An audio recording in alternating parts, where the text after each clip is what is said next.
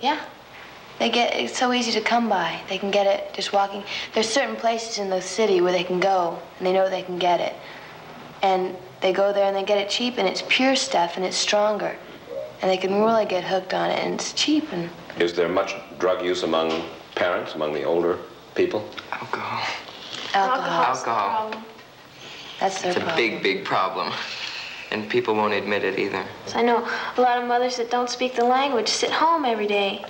And you can't sit in the house every day with being scared to go out of the house or not wanting to go out of the house because you don't know the language. And they turn to alcohol, and it's just terrible because it gets on the kids too.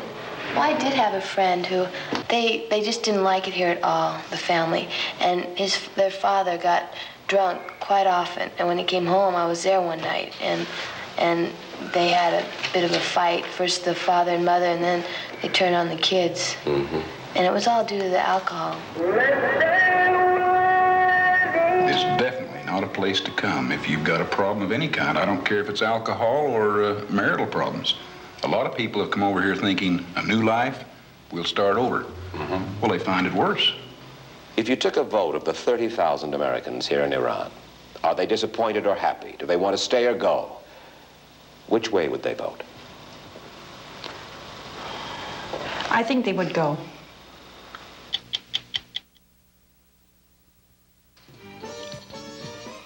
The real documentation of the Iran experience, however, does not come from what others filmed.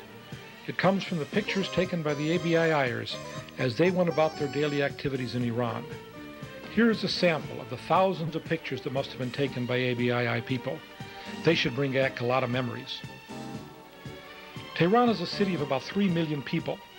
The northern part of the city is located on the foothills of the Elborz Mountains, and these mountains are capped with snow much of the year. The southern part of the city extends down to the desert, which is on a high 3,000-foot plateau. These pictures were taken facing toward the north and east. The climate is hot and dry from about April through October, and cool the rest of the year. Snow sometimes falls in the northern part of the city. Almost all of the ABII families lived in the northern part of the city. While some lived in large apartment buildings that were occupied exclusively by ABII families, most lived in smaller buildings with 2 or 3 apartments, one of which was usually occupied by the Iranian landlord. There was no ABII enclave. The apartment buildings were scattered among the neighborhoods. Tehran was a mix of the old and the new, and there could be a sharp contrast from street to street. Right off the main streets, women could be seen washing clothes in the jubes. The jubes were small aqueducts that carried water from the mountains down through the city. Usually the aqueducts were lined with concrete and were sometimes covered. More often, however, they were uncovered, and sometimes they were just open ditches. In some places, the jubes became gathering places for the wild dogs that roamed the city. The puppies were fun to see, but the grown-up dog packs in the northern part of the city sometimes created a problem. The streets were kept clean by men who swept them by hand. The men who swept the streets in the residential districts were also responsible for collecting the trash each day. As a result, the streets were remarkably neat and clean. Another common sight was the donkeys that carried burdens through the city. In the spring, there were camels that were used to carry bags of fertilizer into the city to be used on the gardens and lawns. Camels were usually rather nasty creatures, so you didn't really want to get too close to them. Nevertheless, they were of great interest to the foreigners. In the residential areas, it was also common to see herds of sheep. The shepherds would drive the sheep through the streets, letting them eat whatever vegetation or garbage they could find. If someone wanted to buy a sheep for meat, the shepherd would slaughter the animal right there on the street. In the business districts, there were telephone booths, and sometimes the telephones even worked. One could also find the Iranian version of a public drinking fountain. However, the only way to get a drink was to use the common cup that hung on the side of the large urn. Not too many Americans could handle that. One could often see piles of expensive Persian carpets piled on the sidewalks. Sometimes the rugs were even laid in the street so the cars would run over them. That turned them into instant antiques, and therefore they were more expensive. Orange taxis like this one were an easy way to get around the city. The orange taxis usually ran up and down the main streets, and as the taxi went by, you would have to shout to the driver how far you wanted to go. If the driver was going that far, and if he had room in the taxi, he would stop for you. After getting in, you would have to note the amount of money showing on the meter. Then when you got out, you would calculate the fare by noting the new money amount, subtracting the first from the second, and adding 10 rials. Another common way for the Iranians to get around was on mopeds. One would often see a whole family, including 2 or 3 children, riding on the same moped. There were no formal funeral processions because burials were done quickly. After the burial, however, trucks decorated like this one would parade through the streets in memory of the dead person. The trucks were filled with flowers and carried large pictures of the deceased. ABII's main office was on this building. Usually, each of the ABII buildings was named after the street it was on. This office, therefore, was known as the Shah Abbas building. As with this one, most of the offices were in buildings that were originally designed for residential apartments. ABII people worked in about 10 of these buildings scattered around the city. Probably the most common sight in Tehran was the construction that was going on everywhere. It was generally thought that the national bird of Iran was the crane. The workers were usually men who came in from the villages to find jobs. Because they came without their families, they usually lived in tents near their work sites.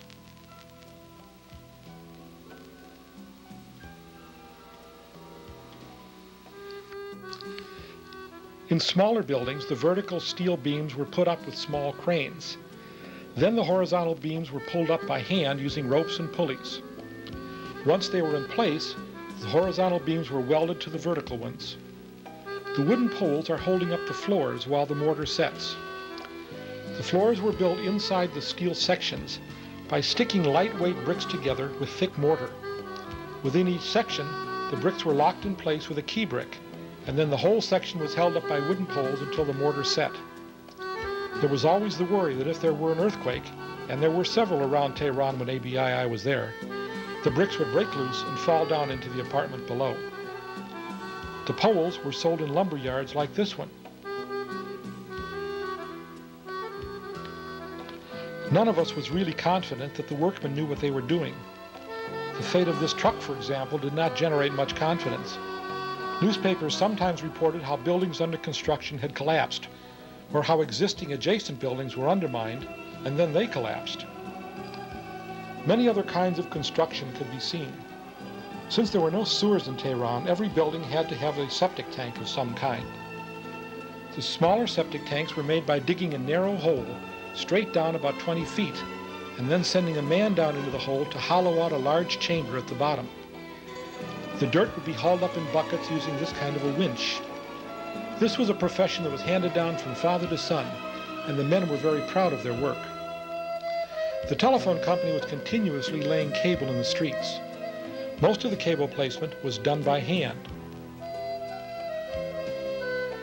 The trenches along the streets were also dug by hand. And at the same time, gas lines were being laid in many parts of the city, and these trenches were also dug by hand. Here is the enormous trench that was being dug for the subway. It was never finished, at least while ABII was there. The streets were filled with vendors of all kinds. Persian carpets could be seen everywhere. There were also many fruit and vegetable vendors. Some sold oranges and bananas. Some sold melons, which were very different from anything we could get in the States, and they were delicious. Here are potatoes for sale. Here are beets. The beets were very large and were usually sold hot. Here radishes are arranged in an elaborate display. The fruit and vegetables are not very clean, so that anything that was not peeled or cooked had to be washed in Rocal.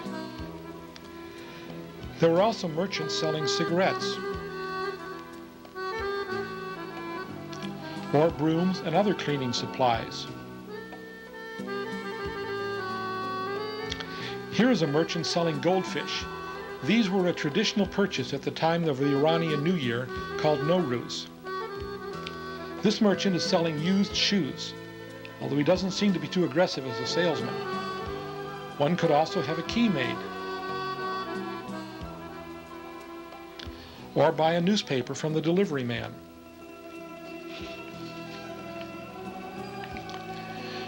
While there were a number of supermarkets like Super Pahlavi, Super Parshin, and Jordan Supermarket, much of the food shopping had to be done in small shops.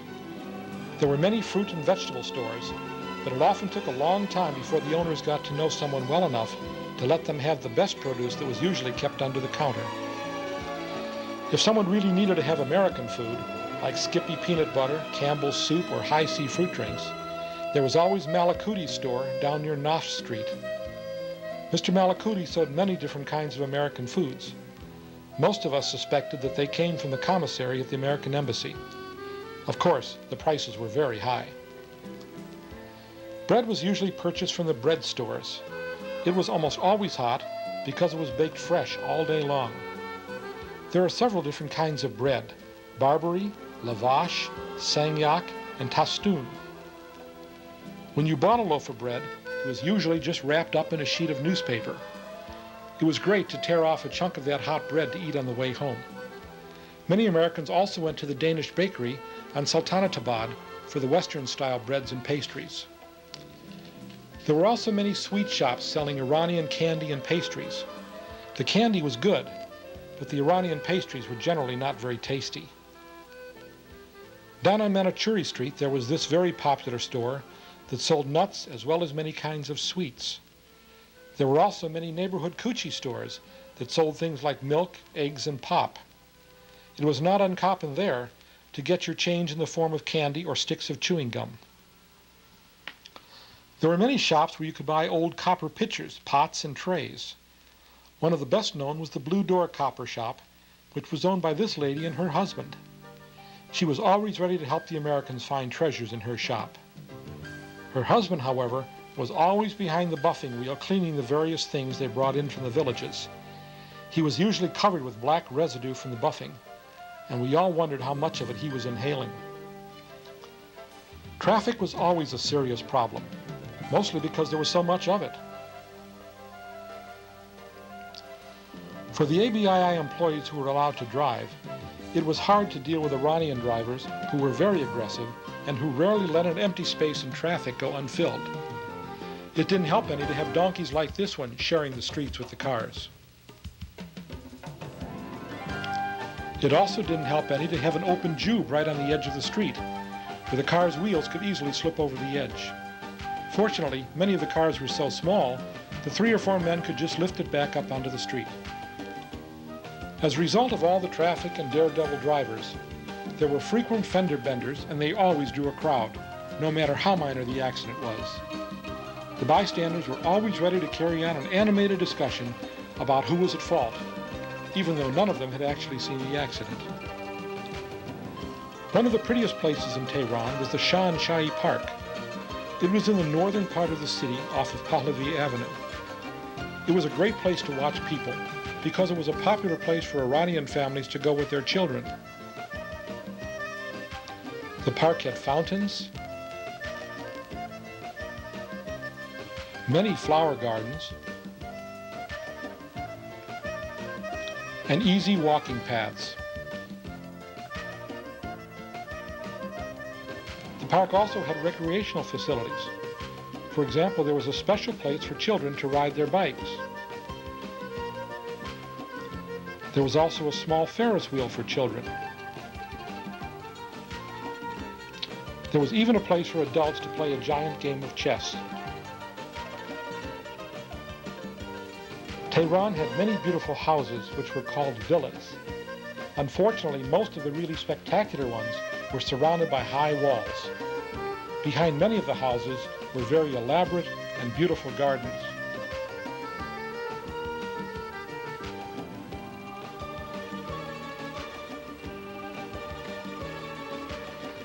Iranians were very family-minded, and the fathers as well as the mothers were very loving to their children.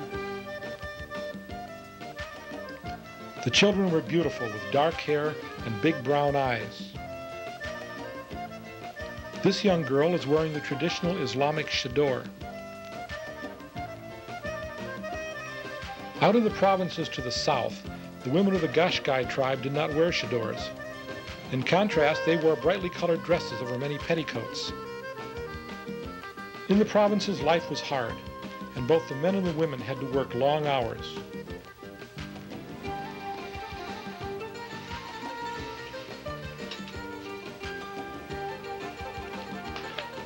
Just to the north of Tehran was the mountain peak called Tochal. There were good walking paths, so the hike partway up the mountain was fairly easy. The walk was a very popular way for Iranian families to spend a Friday afternoon, which was the Islamic Sabbath day. Near the Darband Hotel, there was a ski lift that would take hikers up to the top of the 7,000-foot peak so that they could spend their time hiking at the higher levels. From those higher levels, the mountain was rugged and beautiful in its own way. The view back down to Tehran was sometimes spectacular, but the city was usually covered by smog. Near the top of the mountain were the remains of the Assassins' Castle. The Assassins, as they were called by Westerners, were a violent and brutal mystical sect known in the Middle East as the Ismailians, or as the sect of Iran. This sect was powerful between the 10th and 13th centuries. About 50 miles to the northeast of Tehran was the dormant volcano called Damavand. It was easily seen from the city, and it was topped with snow most of the year. A number of ABIIers made the climb up Damavand several times, but only a few of them ever made it to the top. The summit was at about 19,000 feet. At Damavand there was also the town of Abgarm. It was located on the lower slopes of the volcano. The town was surrounded with small farmhouses like this one. There was a grave near this farmhouse.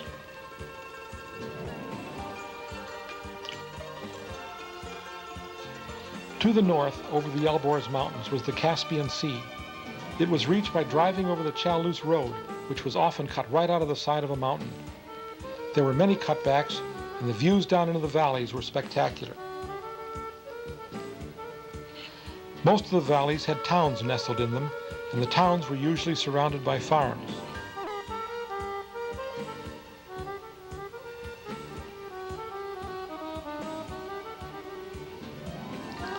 As one got closer to the Caspian Sea, the climate became more temperate, and farmers were able to grow rice. The Iranian rice was wonderful.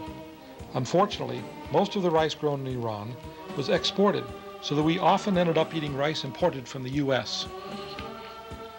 Along the Chalus Road there were kilns that were used to convert coal into coke. There was also a fine view of the Karaj Dam that was used to provide power and water for the city of Tehran. Some of the creeks provided a perfect place for Iranian young men to wash their cars. At the Caspian Sea was the Hyatt Regency Hotel. It was a fine 4-star resort hotel with fine restaurants and a large casino. The casino was very popular with the wealthy Iranians, and many high rollers could be seen there every night. There was a fine outdoor swimming pool, and that was fortunate because the seawater was often polluted. The hotel would put up a black flag on the beach when the water was too polluted for swimming. Southeast of Tehran was the Dasht-e-Kavir Desert, and the scenery was totally different there. The soil was hard-packed, salty, and arid. Only scrub plants were able to grow. Farmers let their cattle, sheep, goats, and camel forage for whatever vegetation they could find. To the southwest of Tehran, there were the hills of the Zagros mountain range. In many of the valleys there was water, so that the farmers were able to grow crops.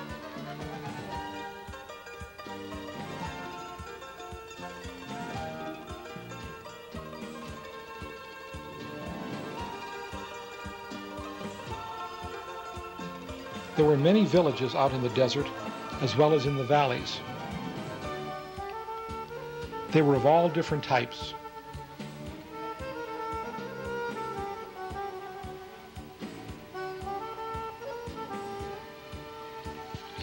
Farming was one of the major occupations in Iran.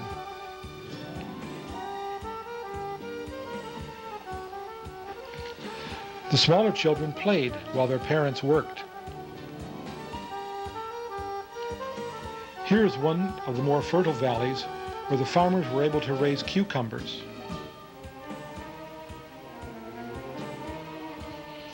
The women here are getting water and washing clothes in a nearby stream.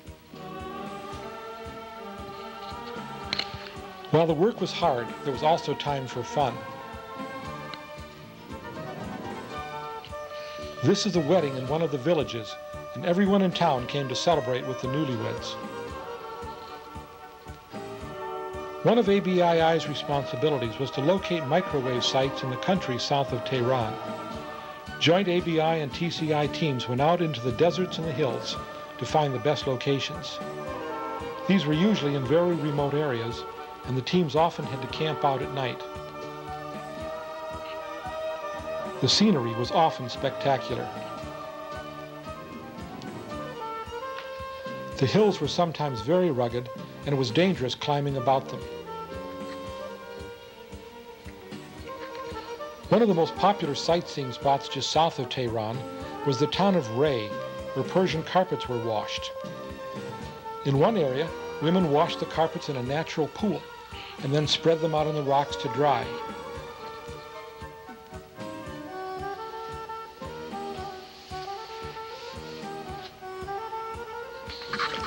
In another area, men washed the carpets with hoses. They spread the rugs out on concrete slabs and scrubbed them vigorously with lots of soap and water. The carpets were then squeegeed to remove most of the water. Then they were spread out on rocks to dry or hung up on racks to dry. Carpets were piled everywhere. Anyone who thought that Persian rugs were fragile soon thought differently after seeing the way these rugs were washed. One of the most beautiful cities in Iran was Isfahan. Here are two views of the city looking from the minarets at two of the many mosques.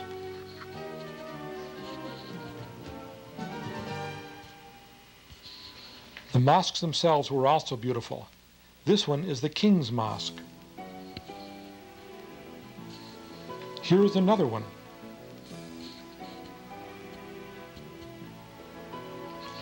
Mosques were usually tiled in beautiful designs. There were never figures of people in these designs because the Quran forbids all representation of human beings or animals.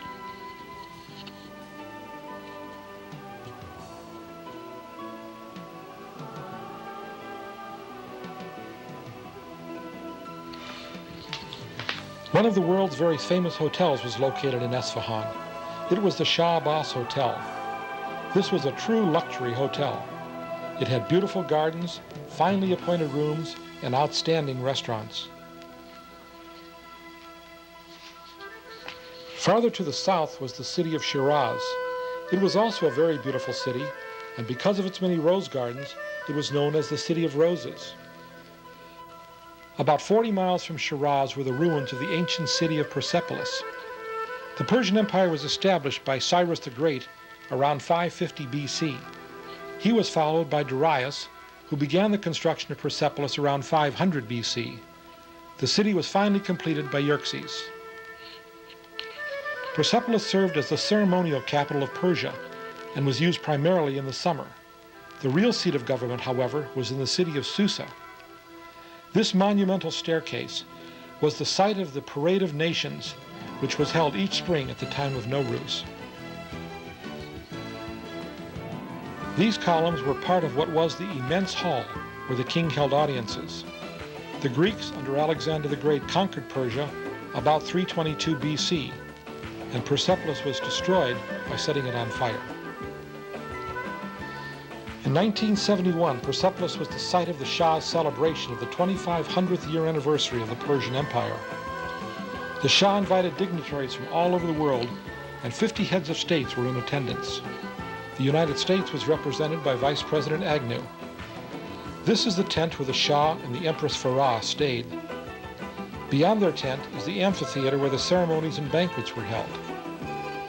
Here is the view from the entrance of the Shah's tent, looking down the row of smaller tents where the guests stayed. The tents were all beige in color, so they would blend in with the sandy background. This is the museum building in which the celebration is documented. Iran has many other important archaeological sites, and some ABIIers spend a lot of time exploring them. About 50 miles from Persepolis, out in the plains of Pasargada, for example, is the tomb of Cyrus the Great. He was the originator of the Persian Empire, and he died in 529 BC. In every major city in Iran, and in many smaller ones as well, one of the most important places was the bazaar. That's because it was the center of commercial activity. These are some scenes from the Esfahan Bazaar. These are the dresses worn by the women of the Qashqai tribe who were nomads. The bazaars were usually built with very high ceilings as seen here, and this helped keep the buildings cool inside. There were many different corridors where almost everything could be found for sale. There were scarves,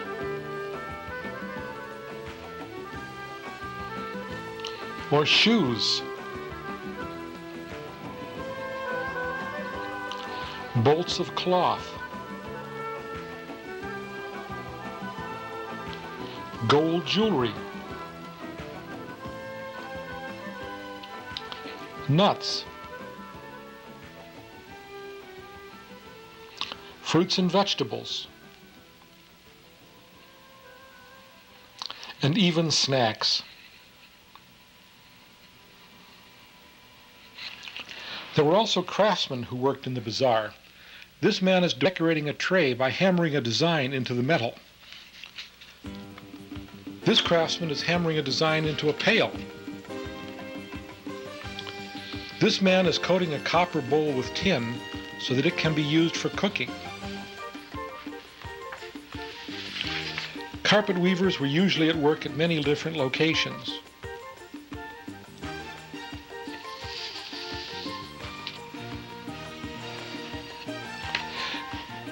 The men who carried the merchandise from place to place in the bazaar always seemed to be very overloaded.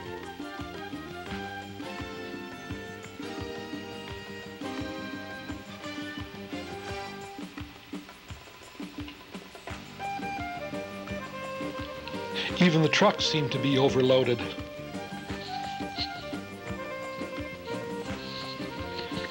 The Americans in Iran never had to lack for something to do. The Tehran American Women's Club had many activities for women. There were programs for working in hospitals with Iranian children. There were dozens of classes for various arts and crafts. This group of women is visiting the American Embassy. They were in the international cooking class, which visited many of the embassies in Tehran to learn how to prepare their national dishes. There was also television, movies, plays, operas, symphonies, and ballet. Many of the cultural activities were held at Rudaki Hall.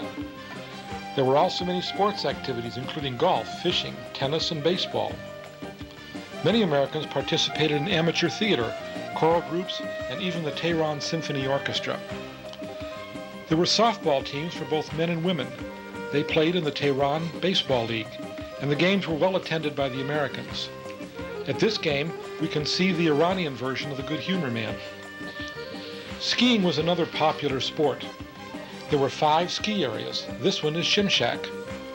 Another one was ABII, and since that ski area was easy to reach from Tehran, ABII would often run buses out there on the weekends. This is the Dezeen ski area. It was farther up into the Elborz Mountains, so getting there usually required a drive of several hours over the Chalus Road. Dezeen was a very large ski area with a hotel at the bottom of the slope. There were many different ski lifts, including gondolas, plus 8-chair, T-bar, J-bar, and Poma lifts. The Shah himself had his ski chalet at Dezeen, and it can be seen here far in the distance. There were many fine Persian and international restaurants in Tehran, and some ABIers tried to eat at all of them.